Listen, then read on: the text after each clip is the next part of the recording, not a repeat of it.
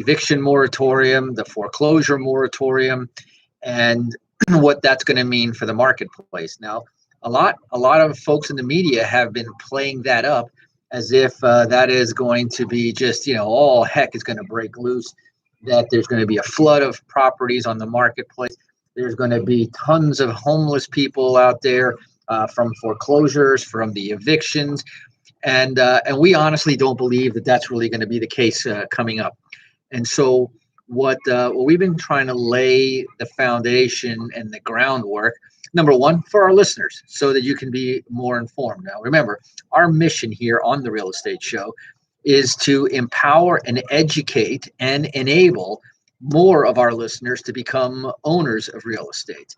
Now, most of our focus has been over the years on helping people get started to understand the investing side of real estate, and whether you're going to occupy the property as your own personal residence, or more importantly, to use real estate as a foundation to build your legacy, to build perhaps a solid retirement, in essence, to build net worth, then you have to be listening to the Real Estate Show on a regular basis. Now, remember, we are live 5 days a week.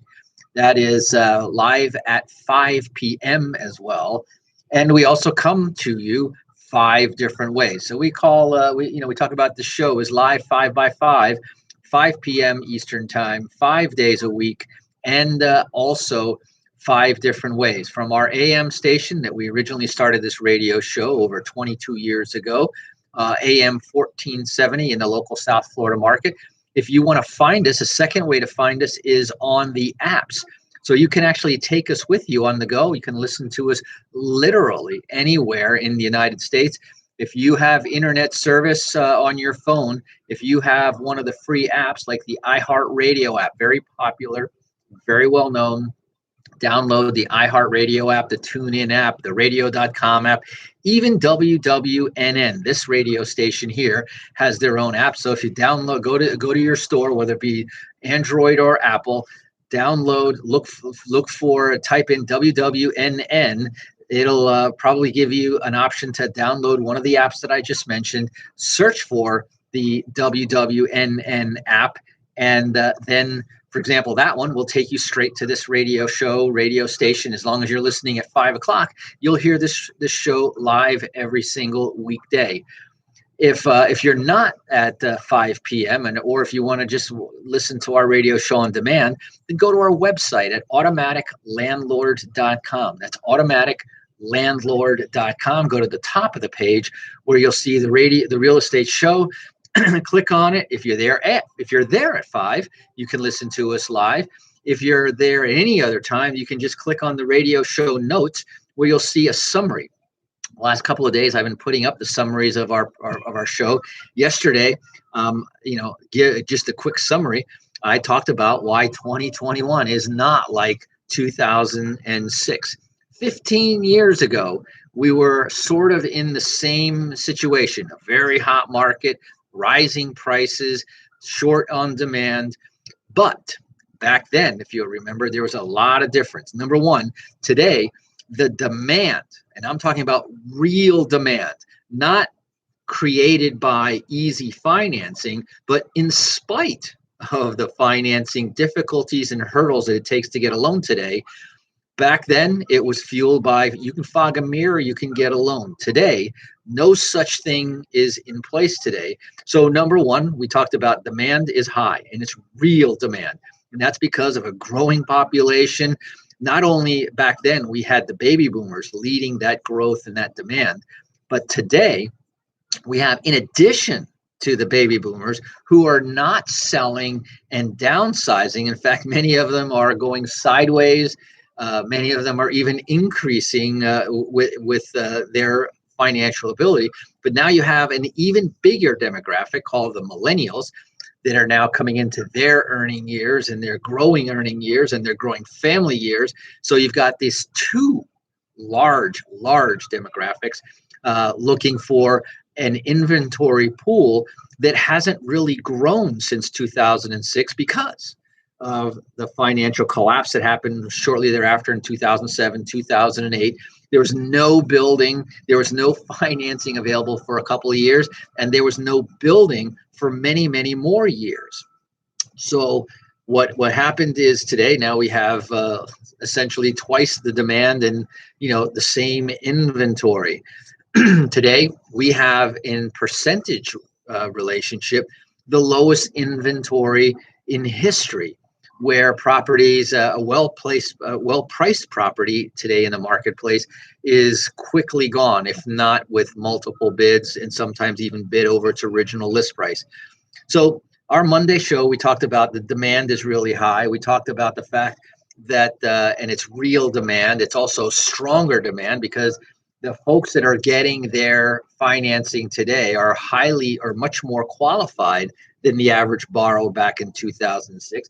The borrowers that got their loans over the last 10 years had to jump through the eye of a needle practically in order to get the loans. So we have much more solid ground to stand on. The lenders are much pickier about who they have financed over the last 10 years. And even right now, the days of tell me what your income is and you can get approved for a loan, also not available. Second thing that's not available are the highly exotic and what they used to call the toxic loans.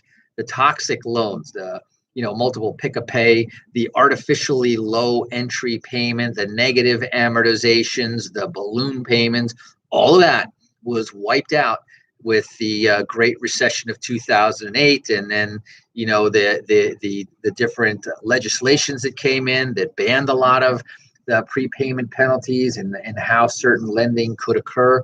So you've got a much more solid borrower base. You've got a much more solid lender base.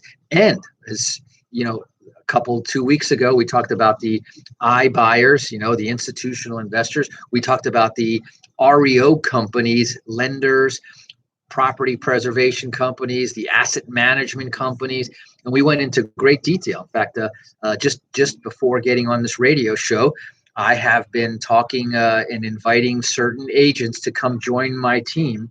We are getting certified with a number of these iBuyers and with these asset management companies and with some of the lenders. And so we're looking for a couple more agents.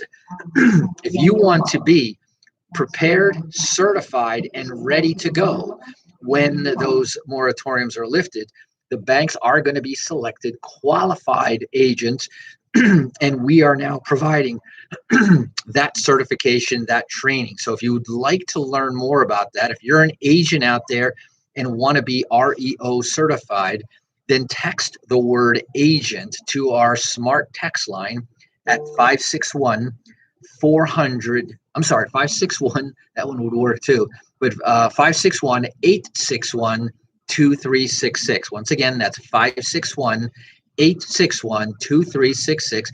Text the word agent, and you can do that right now while I'm on the air. It won't interfere, it won't interrupt or do anything. Otherwise, that it will catch us right now at a time where we are certifying a select and specific number of agents. So there's a little bit of an interview. It's not just for anybody or everybody, but we are looking for a few good agents. Just like the Marine said, we're looking for a few good men and women. Again, that number, 561-861-2366. Now, so we talked, those are the themes over the different weeks as I was talking about. Now, this week we were talking about how 2021, 15 years later, and if you think about, you've probably heard the expression that real estate operates in 7-year cycles, and so we're about 2 cycles later, and a lot of that cycle was a rapid return and recovery, a slowdown in the recovery, and now we're seeing a rapid recovery. And can you just imagine what the real estate market would be like right now? Think about this. Could you imagine what the real estate market would be like right now had there not been a pandemic, had there not been a global shutdown, had there not been a shelter in place for nearly a year? We're still technically in the pandemic, And it is now, what, March was the 1 year anniversary on March 11th. We've had April 11th, and today is the 14-month anniversary of the pandemic. And could you imagine what would this real estate market be like in terms of the demand and the increasing prices had it not been for the pandemic? So we're going to go ahead and take a quick break, hear a few words from our sponsors. I want to talk about today, in our tools, tips, and techniques, a couple of ideas for finding deals in this hot, low inventory, high demand marketplace. And you're going to hear some things that you may have heard before. You're going to hear some things that you may not have heard before. But that's what this is all about here on the Real Estate Show. So we're going to go ahead and take a quick break, hear a few words from our sponsors. Don't touch that dial. My name is Eric Willner, and I will be right back.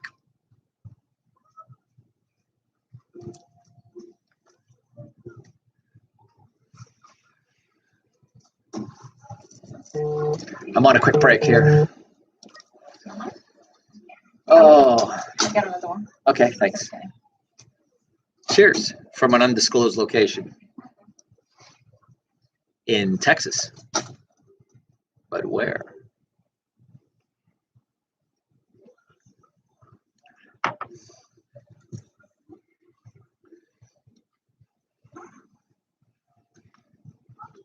So how you doing, Brian? You might know where we're going, and I might see you when I get there.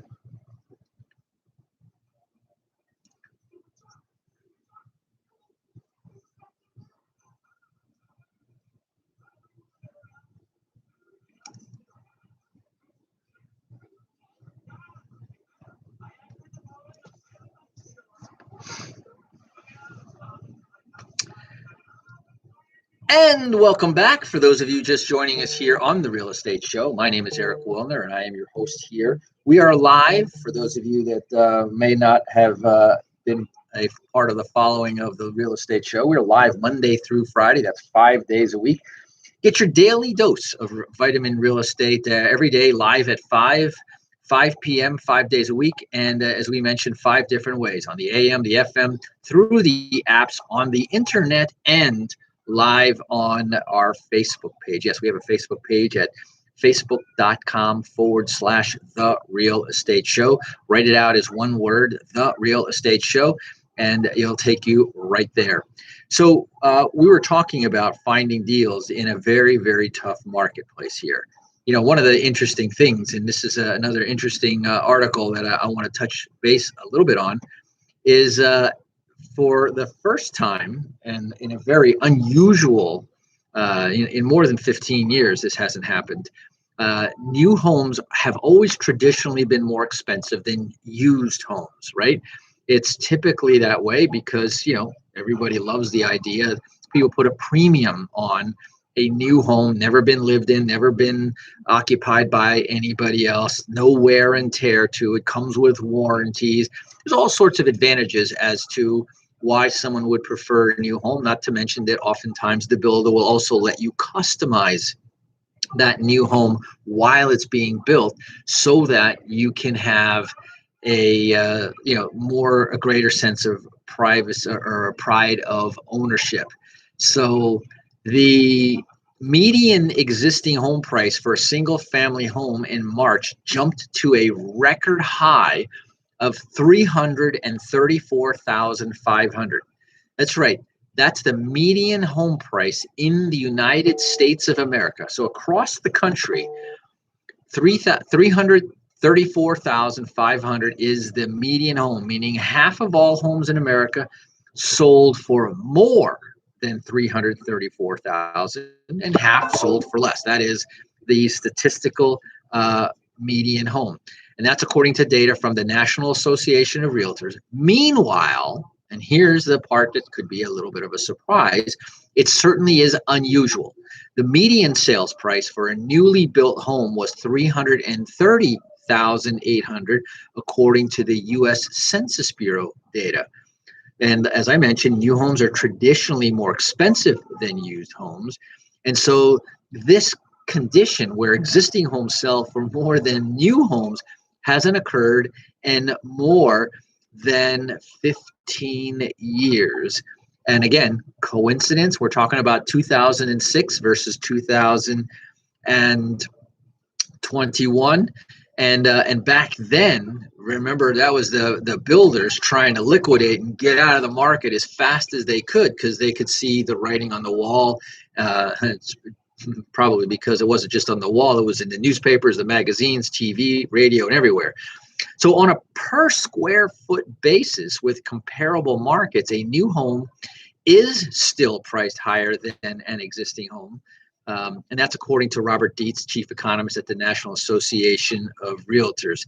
So available housing in the existing market sector lately may be skewing toward the higher price brackets.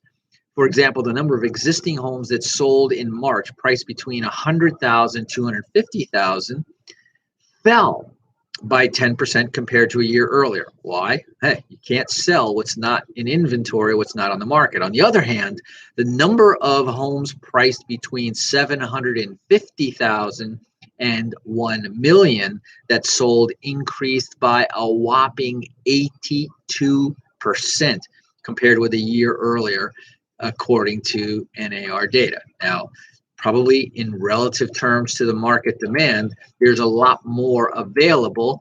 And as we come out of the pandemic, and as the folks who actually fared well in the pandemic, either through adaptation or the pandemic played right into their market, like printing companies and delivery companies and things like that, technology companies, available housing in the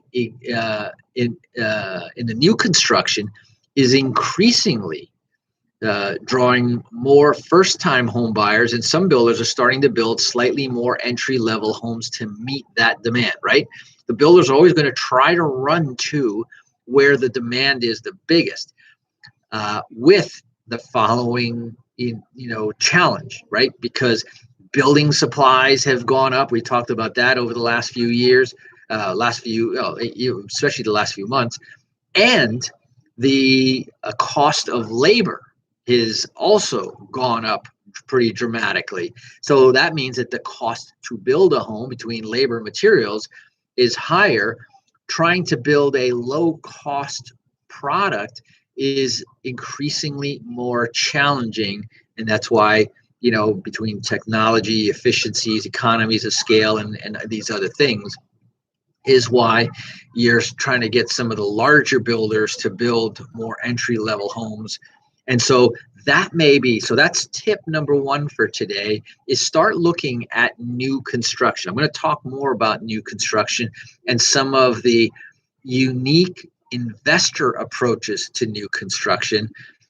First-time home buyers, though, and this is important, remember we talk about where we provide down payment assistance. So if the only reason why you're not looking at new construction is because you think you need a bigger down payment, you don't have it, text the word DPA to 561-861-2366. That's 561-861-2366. Text the word DPA, or the letters DPA, however you want to look at it, which is short for down payment assistance.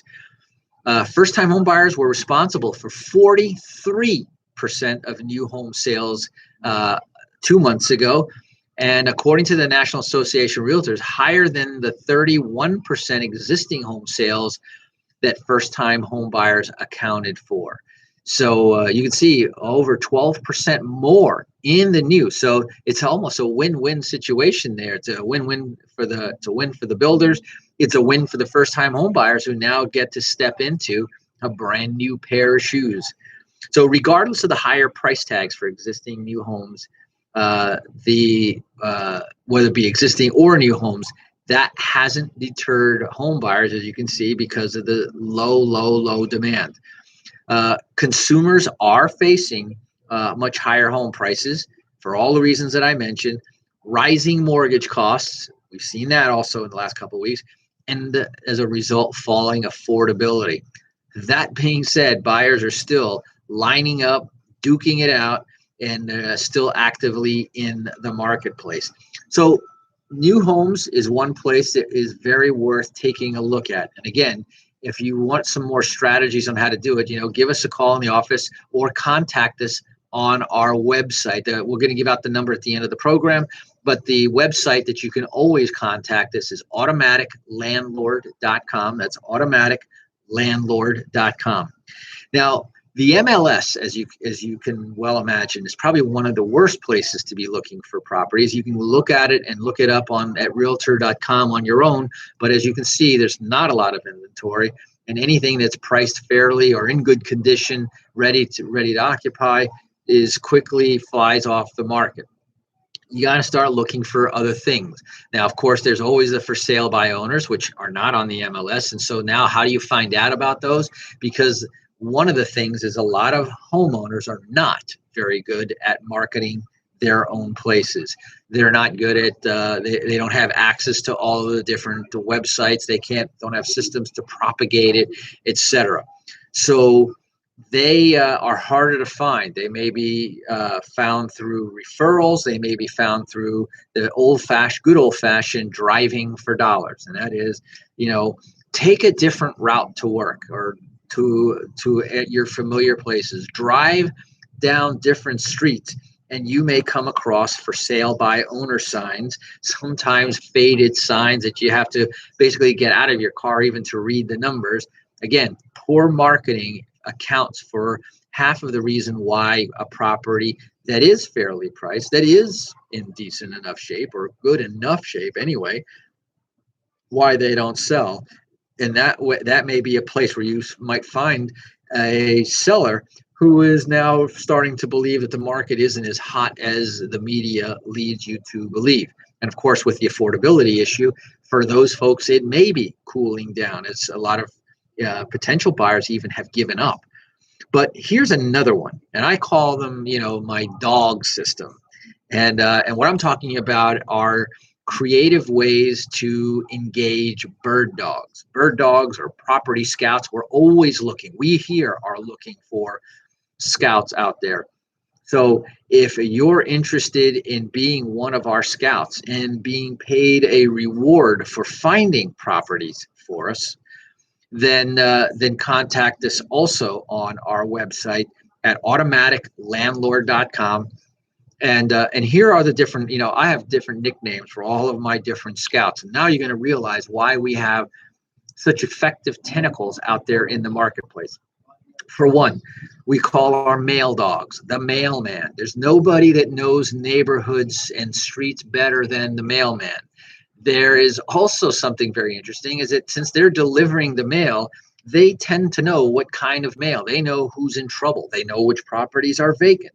They know a lot about the motivation and the turnover of certain areas. Befriend a mailman in your target area, and you will get a lot of information. I have flown into different towns all over the country and discovered that myself. And so that is a great idea, a great technique for finding it. I also call my cable dogs. Make friends with your cable or telephone provider, the internet provider. Same thing. They're walking neighborhoods, they're in houses, and so forth. And I've got a whole bunch of other dogs out there too, my plumbing dogs, my code enforcement dogs, and so forth. But I'm out of time for today's show, so we're going to have to wrap it up right here on our tools, tips, and techniques. Remember, we'll be back again tomorrow for our highly popular midweek report on Wednesday, same place, same time here on the Real Estate Show. So until then, this is Eric Willner signing off. Drive safe, wash those hands, and make it a great day. Bye-bye.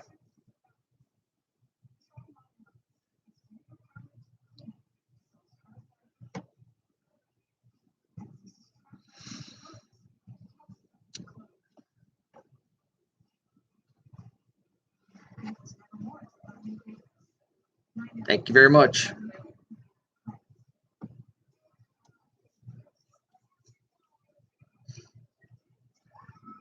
And that'll wrap it up for today from Stuck in the Dallas Airport. Talk to you soon. Bye-bye. It wasn't a bad broadcast here in the children's lounge, was where I could find a quiet place to broadcast. Bye.